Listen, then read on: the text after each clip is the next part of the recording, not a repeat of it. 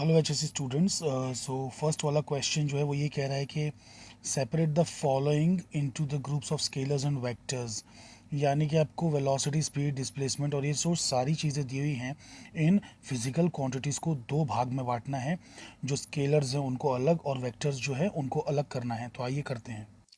So friends, velocity जैसे कि आप जानते हैं कि बेसिकली वो यानी कि एक वेक्टर है, क्योंकि उसमें value as well as direction है, मतलब magnitude as well as direction. Because velocity क्या होती है? It is rate of change of displacement. So rate of change of displacement D S by D T आप उसे कह सकते हैं। और डिस्प्लेसमेंट एक वेक्टर है ना। डिस्टेंस एक स्केलर होता है, ये बात हम जानते हैं, बट डिस्प्लेसमेंट एक वेक्टर है ना। तो उस हिसाब से वेलोसिटी भी एक वेक्टर है। चलिए, तो एक वेलोसिटी का हमको वेक्टर मिल गया। ओके, अब जो अगला वाला है उसका नाम है स्पीड। स्पीड क्या होता है? Rate of change of distance.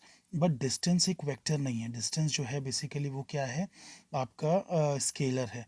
तो स्पीड जो होगा वो भी स्केलर होगा। तो स्पीड इज स्केलर। अभी मैंने डिस्प्लेसमेंट की बात कर ही दी थी, तो वापस से बताने की ज़रूरत नहीं है कि डिस्प्लेसमेंट एक वेक्टर है। वर्क डन जो होता है बेसिकली वो स्केलर होता है। क्यों स्केलर होता है? Because work is a dot product of force and displacement. So basically force और डिस्प्लेसमेंट का डॉट प्रोडक्ट है। और डॉट प्रोडक्ट को हम लोग स्केलर प्रोडक्ट भी कहते हैं, क्योंकि इसका जो आंसर आता है, देखिए, भले फोर्स एक वेक्टर है और डिस्प्लेसमेंट एक वेक्टर है। फोर्स के लिए डायरेक्शन इंपॉर्टेंट है, डिस्प्लेसमेंट के लिए भी डायरेक्शन इंपॉर्टेंट है, बट वर्क के लिए डायरेक्शन इंपॉर्टेंट नहीं है। और ये दोनों भले ही वेक्टर हों, लेकिन जब डॉट प्रोडक्ट किया जाता है तो आंसर स्केलर आता है। तो वर्क डन जो है वो एक स्केलर है। अच्छा, अब अगर हम फोर्स की बात करें तो मैं फोर्स के बारे में बोल ही चुका हूँ कि उसको सिर्फ वैल्यू से बता नहीं सकते, उसके लिए डायरेक्शन मेंशन करना भी इंपॉर्टेंट है।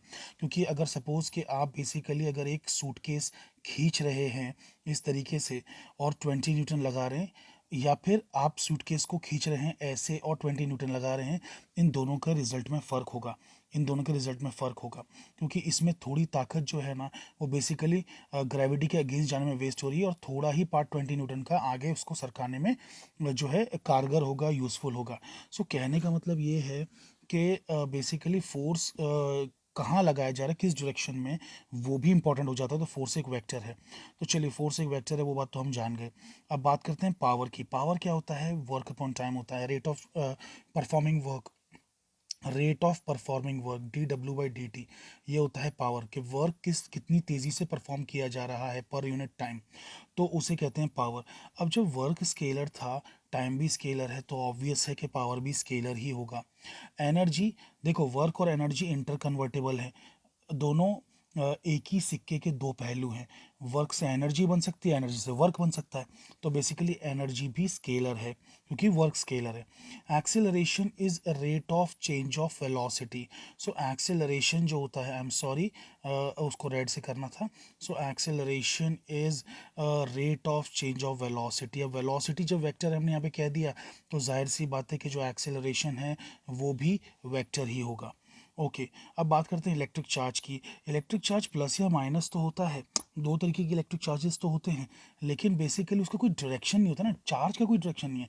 चार्जेस के बीच में जो फोर्स पैदा होता है, चाहे वो रिपल्शन का हो चाहे अट्रैक्शन का हो, उसका डायरेक्शन होता है, फोर्स का डायरेक्शन होता है, इलेक्ट्रोस्टैटिक फोर्स का डायरेक्शन होता है। लेकिन चार्ज का कोई भी डायरेक्शन नहीं होता है। तो बेसिकली इलेक्ट्रिक चार्ज एक स्केलर क्वांटिटी है। ओके, लास्ट में बात करेंगे एंगुलर वेलोसिटी की।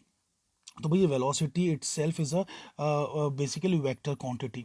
वेलोसिटी खुद एक वेक्टर क्वांटिटी है। मतलब नाम जो वेलोसिटी जहाँ भी लिख दिया ना वो वेक्टर क्वांटिटी है, तो एंगुलर वेलोसिटी भी वेक्टर होगा। लेकिन एक सेकेंड, हम लोग जो है इसका एक फॉर्मूला दिखाते हैं। तो बेसिकली जो एंगुलर वेलोसिटी है वो होता है rate of change of angular displacement. और डिस्प्लेसमेंट जहाँ पे आ गया वो वेक्टर होगा। तो एंगुलर डिस्प्लेसमेंट वेक्टर है, तो जो एंगुलर वेलोसिटी है वो भी वेक्टर है। ठीक है, तो आपको इस बात को याद रखना है। और वैसे अगर आपने अगर ये फॉर्मूला भी देखा है, v equals to omega cross R, अगर सपोज आपने देखा हुआ है, एट दिस स्टेज शायद ना देखा हो, बट ठीक है, आप है ना 11th 12th पूरा खत्म करेंगे तब तक आपको ये फॉर्मूला डिटेल में पता चल जाएगा। सो यहाँ पे भी आप देख सकते हैं कि जो ओमेगा है, एंगुलर वेलोसिटी है ओमेगा, तो उसे हमने वेक्टर की तरह ट्रीट किया है, तो इट्स अ वेक्टर क्वांटिटी। तो जितने भी बेसिकली ये जो रेड वाले मैंने मार्क किए हैं, दे आर वेक्टर्स, और जो भी ग्रीन वाले मार्क किए हैं दे आर स्केलर्स। तो दोस्तों, अगर आपको बेसिकली ये वीडियो पसंद आया तो प्लीज़ लाइक करें, सब्सक्राइब करें, शेयर करें दोस्तों के साथ। Thank you very much.